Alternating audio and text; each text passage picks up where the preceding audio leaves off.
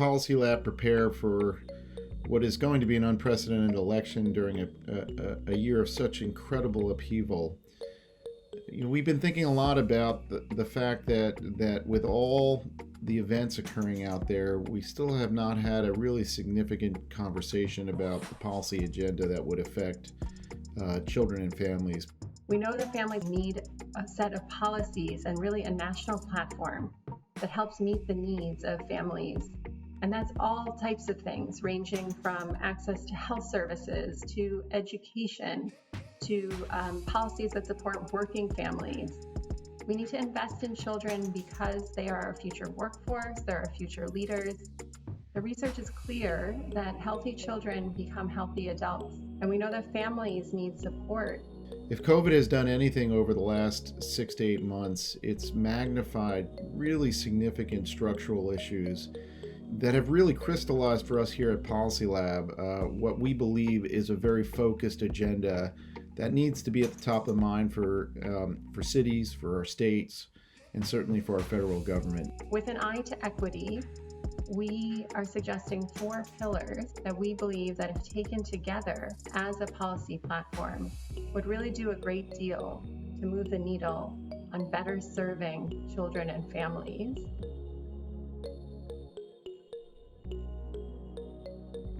We need to commit and invest in policies and programs that support working families.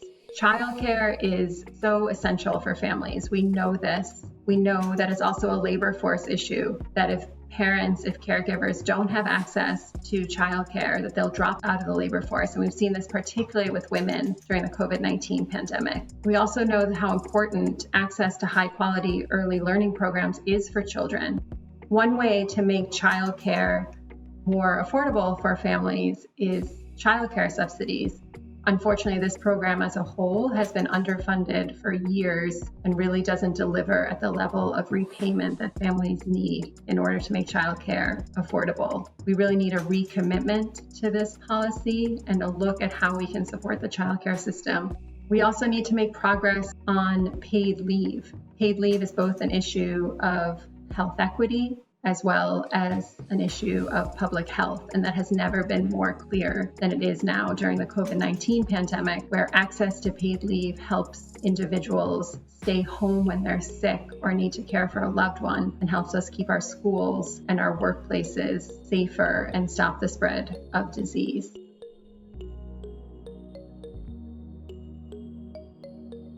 As someone who's been working very closely with a lot of school districts throughout the area, not just in the Philadelphia region, but also around the country, it becomes so critically apparent how much of a need there really is to focus on our public education systems. Recognizing that the critical importance that our school systems have for the lives of children, for their families who participate in the workforce, and for delivering them to adulthood with really important outcome.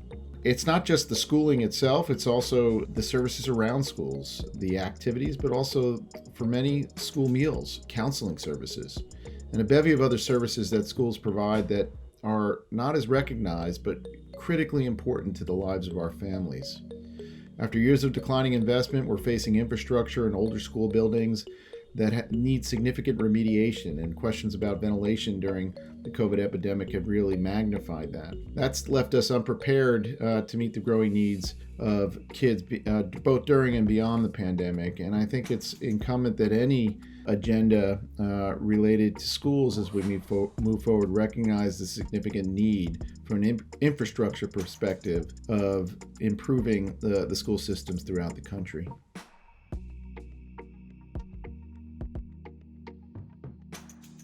Even before the COVID pandemic, we were facing significant crises in behavioral health for children. We're seeing skyrocketing rates of anxiety and depression among kids, some of which may have been related to social media, but certainly a lot of the external pressures that kids face every day in an environment that's become increasingly rancorous.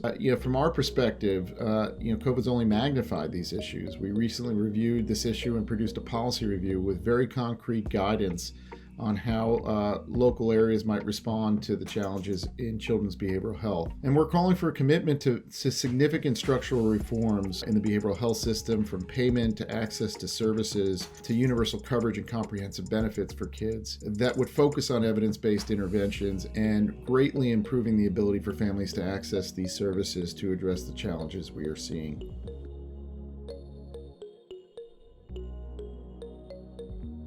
Health coverage is essential. We know this. We know that it not only supports access to health services, but it's also a form of financial protection, and programs like the Medicaid program are essentially at their heart also anti-poverty programs and really allow families to provide for their needs, to get what they need for themselves, for their children in terms of health care while not facing financial ruin.